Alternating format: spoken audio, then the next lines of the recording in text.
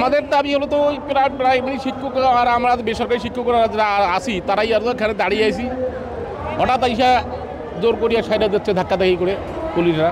আমাদের ওই কমিটিরা যমুনা যাবে, কি সিদ্ধান্ত হয় সেই সিদ্ধান্তের জন্য আমরা আসি। এখানে দাঁড়াইয়েছি, এখন তো কিছু বলতে পারলাম না, হঠাৎ থেকে চলে গেল ধাক্কা। দাবি আমাদের প্রাইমারি বেসরকারি স্কুলের জেলা শিক্ষকরা আছে সরকারিকরণের জন্য দাবি। বেসরকারি প্রাথমিক বিদ্যালয়গুলি জাতীয়করণের দাবিতে আমরা এখানে আন্দোলনরত ছিলাম।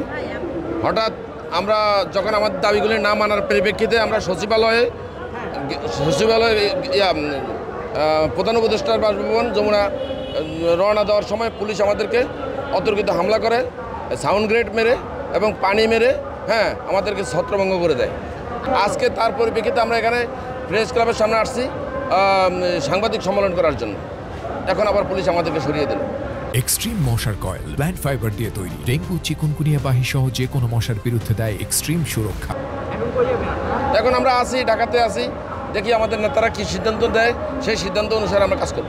একই দেশে দুই নীতি, কেউ সরকারি খায় আর কেউ বেসরকারি চাকরিজীবীরা আজকে 15-16 বছর 20 বছর পর্যন্ত চাকরি করে বিনা বেতনে। আমাদের তো সবাই যার যার একটা দাবি নিয়ে সবাই এখানে আসছে। আমাদেরও দাবি ছিল বেসরকারি প্রাথমিক বিদ্যালয়গুলো সরকারি জাতীয়করণের জন্য। কালকে আমরা এখানে প্রেস ক্লাবের সামনে আন্দোলন চালিয়েছিলাম। আমাদের আন্দোলনের শেষ মুহূর্তে আমরা যখন যমুনায় রওনা দিয়েছিলাম তখনই আমাদের উপরে পুলিশের লাঠিচার্জ এবং পানি টিয়ার গ্যাস নিক্ষেপ করা হয়। পরে রাত্রের বেলা যখন আমরা যমুনাতে গিয়েছিলাম, যমুনায় যাওয়ার পরে পুলিশের ডিআইজি মাসুদ খান আমাদেরকে একটা আশ্বাস দিয়েছেন যে আজকে সকালে 5 সদস্য বিশিষ্ট লোক উপদেষ্টা মহলে যাওয়ার কথা ছিল, কিন্তু আমরা এখনও যাইতে পারিনি। এখন আমাদেরকে উপদেষ্টা মহলে আমরা যাওয়ার পরে কি আমাদেরকে আশ্বাস দেয় সেটা আমরা দেখব। পুলিশ সরিয়ে দিয়েছে এই ব্যাপারে তো আমরা কিছুই জানি না। আমরা এখানে হঠাৎ বসে আমাদের আন্দোলনের লোকজন নিয়ে আমরা এখানে জড়সড় হয়েছি, হঠাৎ পুলিশ এসে আমাদের উপরে এই ধাক্কা দিয়ে লোকজনকে সরিয়ে দিয়েছে। এই ব্যাপার তো আমরা হঠাৎ কিছুই জানি না।